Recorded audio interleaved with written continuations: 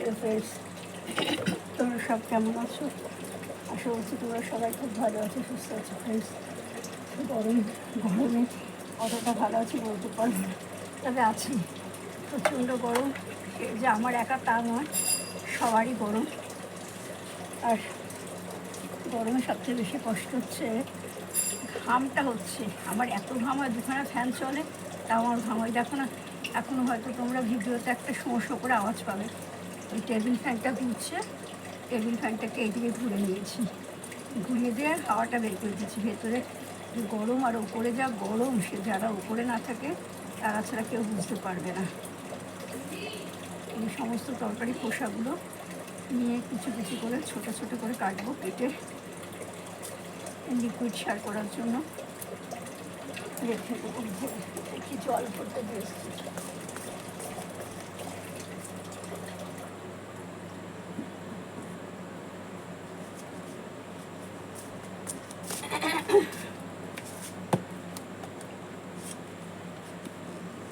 আরে ঘাম বসে বসে গলাটা এমন বসে গেছে না, ভিডিও করে জোরে চিৎকার করে কথা বলছি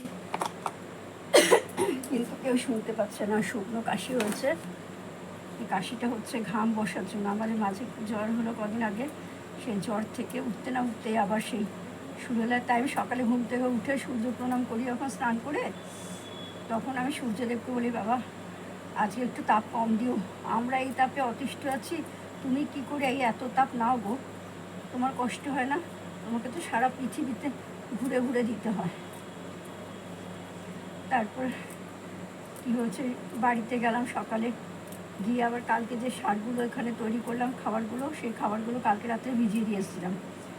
তার সাথে সর্ষের খোলও ভিজিয়ে দিয়েছিলাম। বন্ধুদের ঘানি থেকে কিনে নিয়েছিলাম, নিয়ে এসে 40 টাকা কেজি 500 নিয়ে আসলাম। কারণ বেশি নিয়ে আসলে চাক হয়ে যাবে। ওই টাটকা টাটকা নিয়ে আসলে টাটকা টাটকা করেছিলাম।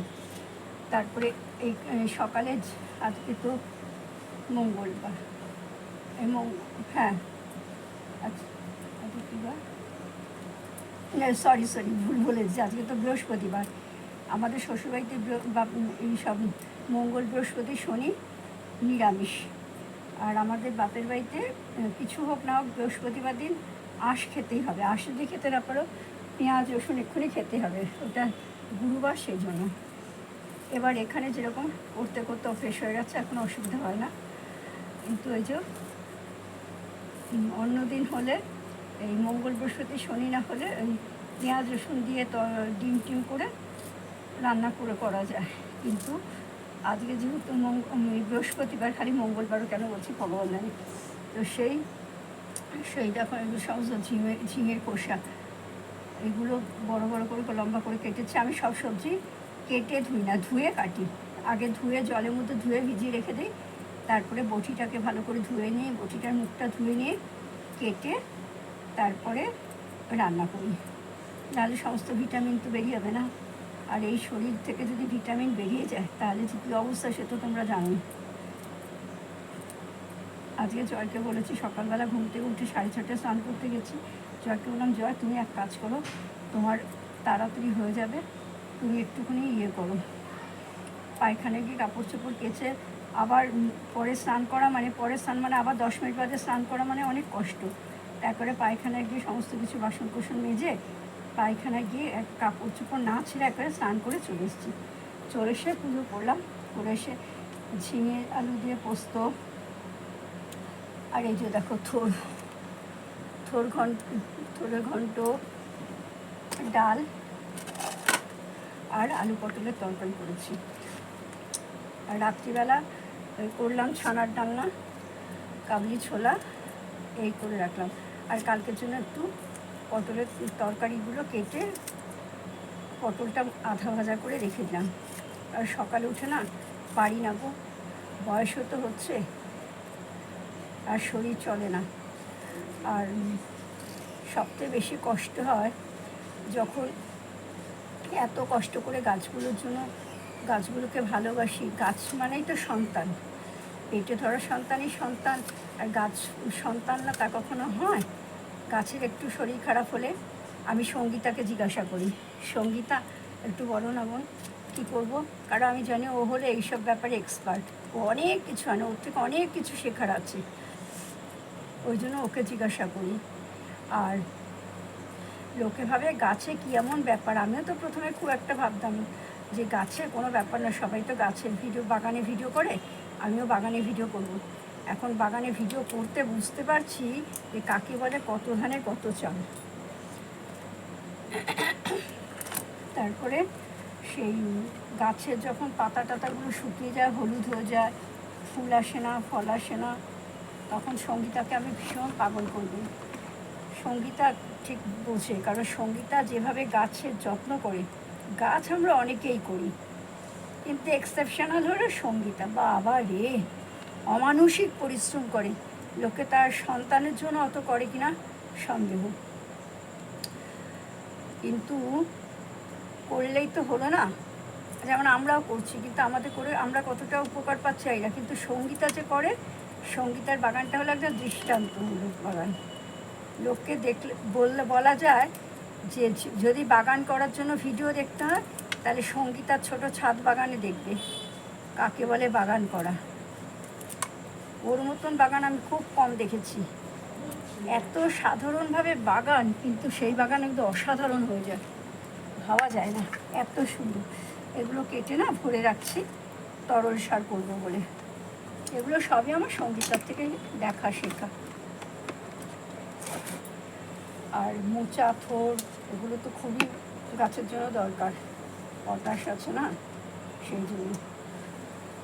আগে তরকারির খোসা কেটে সরাসরি গাছে দিয়ে দিতাম। আমার যে পদ্ম গাছটা নিয়ে এসেছিলাম, তোমাদের প্রথমে দেখিয়েছিলাম, এখন মাদার গাছটা নেই, মাদার গাছটা মরে গেছে, তার ব্রাঞ্চ থেকে সমস্ত কিছু গাছ হয়েছে। তখন আমি 50 টাকা দিয়ে একটা এখন চারা কিনে নিয়ে এসেছিলাম, এই 1 বেগদের মতন।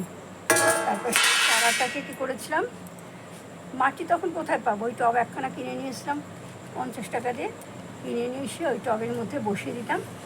আর তখন তো আমার শাশুড়ি বেঁচে ছিল, তখন তো বাগান করার কোনো চান্সই নেই, কী করে করবো। আমার শাশুড়ি তো 26 বছর ধরে অসুস্থ, অসুস্থ মানে সে তার সাধারণ অসুখ না বাবা, তার যা শরীর খারাপ, বিছনাতেই লেগে থাকতো, মানে শরীরে হেন রোগ নেই যে ছিল না। আমার বর তো পাগল হয়ে যেত। এই শাশুড়ির জন্য থাকতে থাকতেই আর বাগানটা সেরকম করা হলো না। মাঝে তো এমন অসুস্থ হলো, 2 বছর আমি ভিডিও করতেই পারলাম না। আমি ভিডিও 2020 আগেই করেছিলাম, মাঝে 2 বছর একদম গ্যাপ দিয়েছিলাম, তখন আর করতে পারলাম না। আর আমার এই শাশুড়ি অসুস্থ থাকার জন্য আমার একটা সন্তানও নেওয়া হলো না। শাশুড়িকে দেখবো না নিজের সন্তান নেব, সন্তানকে দেখবো, সবসময় তো শাশুড়ি অসুস্থ। আমার বিয়ের যখন হয়েছিল, বিয়ের পর আমি দেখতাম, ওরা মা ছেলে দুজনে ছিল, তো সে আমার বর যখন অফিসে চলে যেত, যা বিকেলে যখন আসতো, আমার তো খুব অবাক লাগতো। আমার শাশুড়ি বাথরুম পেলে বাথরুমে উঠতে পারতেন না, মানে পায়ে ব্যথা, তো আর্থ্রাইটিসের কষ্ট, তো মানে সারাটা শরীর ওনার আর্থ্রাইটিস, পারতেন না, সারা ঘর ফর বিছানা বাদে সারা ঘর বাথরুম করে ফেলতো। আর সেই আমার দেখে না আমার কীরকম লাগতো, আমরা কখনো আমার দাদু ঠাকুমাকে এরকম দেখিনি, তো কাজে আমার খুব অস্বস্তি হতো। আমার বর অফিস থেকে আসতো, এসে দরজা খুলতো, দেখতো সারা ঘর পুরো বাথরুমে মাখামাখি। আমি কোনো রকমে লাফিয়ে গিয়ে দরজা খুলতাম, আমার বর বলছে এগুলো কী, আচ্ছা মা বাথরুম করে ফেলেছে না, তো ঠিক আছে তুমি যাও। ওই এসে টাওয়েল পরে সঙ্গে সমস্ত ঘর, সেই তখন মপ ছিল না, সমস্ত ঘর সেই কাপড়ের মধ্যে, লাঠির মাথায় কাপড় পেঁচিয়ে সেই ডেটল দিয়ে ফিনাইল দিয়ে পরিষ্কার করতো। কী কষ্ট করেছে গো আমার বরটা। তখন আমি আমার শাশুড়িকে দেখবো না, আমি একটা সন্তান নেবো বলো। আর সন্তান নিলেই তো হলো না, তাকেও তো ঠিক মতন মানুষ করতে হবে, খাওয়া দাওয়া, শিক্ষা দীক্ষা, সব কিছু তো খরচপাতি সবই তো আছে না, এই জন্য আমার নেওয়া হলো না। সেই জন্য আমি গাছকে একদম সন্তানের মতন ভালোবাসি। গাছের যদি কিছু হয় না, আমার মাথা খারাপ হয়ে যায়। আর এই দেখো না, সবজি খোসা ধোয়া জল, সবজি ধোয়া জল, তারপরে চাল ধোয়া জল, সমস্ত কিছু নিয়ে এসে এখন সারাটা ছাদে যতগুলো গাছ আছে ততগুলো গাছে দেবো। আগে তো বাড়িতে 9টা সাড়ে 9টার সময় যেতাম, তারপরে আমার বর বলল রিয়া, আর তারপর ওখানে যেতাম তো যখন আসতাম তখন বাড়িতে আস্তে আস্তে 10টা সোয়া 10টা বেজে যেত। আর এখানে যে ধরনের ঘটনা হচ্ছে চারপাশে, তা আমার বর বলল রিয়া এত রাত্রে যেও না, দিনকাল খুব খারাপ, তারপর দেখবে তোমার কি হতে না কি হয়ে গেল। তখন আমি চিন্তা করলাম সত্যি তো, ঠিকই তো বলেছে। এখন কি করি, ওই সন্ধ্যে 6:30টার সময় যাই, 7:30টার মধ্যে বাড়ি চলে আসি। 1 ঘন্টা ওখানে যাই, গিয়ে একটু মার সাথে বসে গীতা LLB দেখি, দেখার পরে একটু চা করি। মা বলে কি আর তুই চা খেয়ে এসছিস? আছি না, আমার চা খেয়ে আসা হয়নি, চা খেলে আর আসতে পারবো না। মা বললো এক কাজ কর, একটু চা কর, চা খা।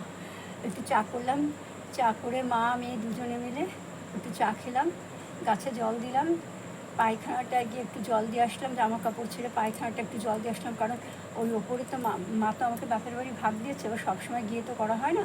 ওই যখন যাই ওপরে একটু জামা কাপড় ছাড়লাম, গিয়ে একটু গাটা ধুলাম, পায়খানা 2বার চেনটা টেনে দিলাম, দিয়ে আবার কাপড় চোপড় কেচে মেলে আবার ভালো একটা ড্রেস পরে চলে আসলাম। তারপরে এখানে এসে আবার রান্না টান্না করতাম।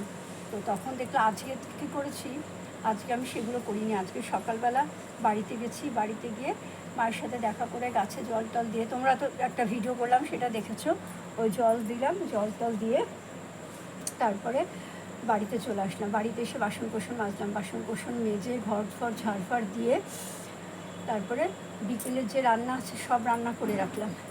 দুপুরবেলা রান্না সহ্য করা যায়, দরজা জানলা খোলা থাকে তো বাইরে আলোটা আসে, কিন্তু রাত্রিবেলা ঘরে লাইট জ্বললে ঘরটা গরম হয়ে যায়, তখন আর শরীর চলে না।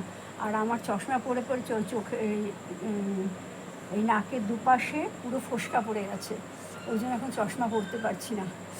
তারপরে কী হলো, সে আছে পড়ে গেছি, আটা ফাটা সব কিছু মেখে রেখে গেছি।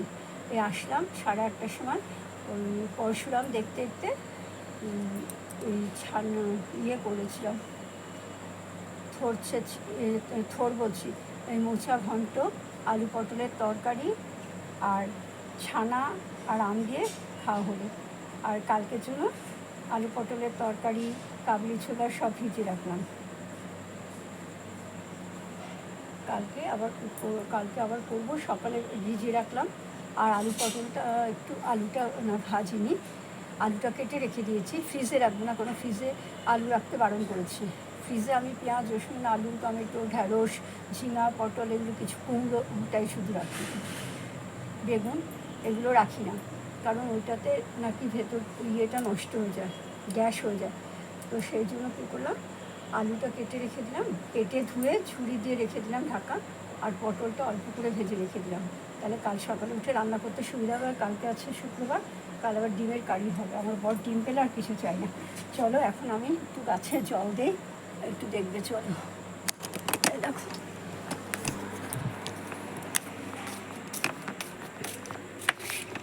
এই বালতি ভরে গেছে, এখন নেব, এখন জল দেবো। আমাদের খেয়ে দাঁত মাজা সব কিছু হয়ে গেছে। এখন আমার বর কম্পিউটারে কাজ করছে, ওর কম্পিউটারের কাজটা হয়ে গেলে তারপরে বিছানা করে, বিছানাটা এখনই করে নেবো। ওই আওয়াজটা পাচ্ছ না, ওদের খালি আওয়াজ।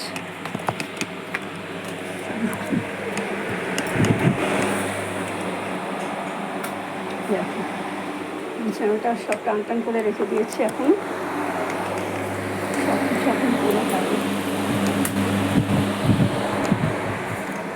এবারে গাছে জল দিয়ে আমি ভিডিওটা আপলোড করব, আর আজকে না কালকে, আর এডিট সব কিছু করে রেখে দেবো, তারপরে শুতে হবে। এই এখন সন্ধেবেলা আসলে কি হয়, সন্ধেবেলা বাড়িতে এলে না কাজটা কম হয়, তাড়াতাড়ি শোয়া যায়, কিন্তু রাত্রিবেলা 9:30টায় গেলে 12:30 1টা আগে শোয়া হয় না। ঠিক আছে ফ্রেন্ডস, আমার এই ভিডিওটা তোমাদের কেমন লাগলো অবশ্যই কমেন্ট করে জানিও। তোমাদের আজকে অনেক গল্প করে যাও, অনেক কথা বললাম। যদি আমার এই ভিডিওটা তোমাদের ভালো লাগে তাহলে অবশ্যই লাইক করো, শেয়ার করো, সাবস্ক্রাইব করো, আর পাশে থাকা আইকন বেলটা বাজিয়ে দিও। দেখা হবে আগামী একটা ভিডিওর সাথে, ততক্ষণ ওটা সবাই ভালো থেকো। বাই, টাটা, শুভরাত্রি।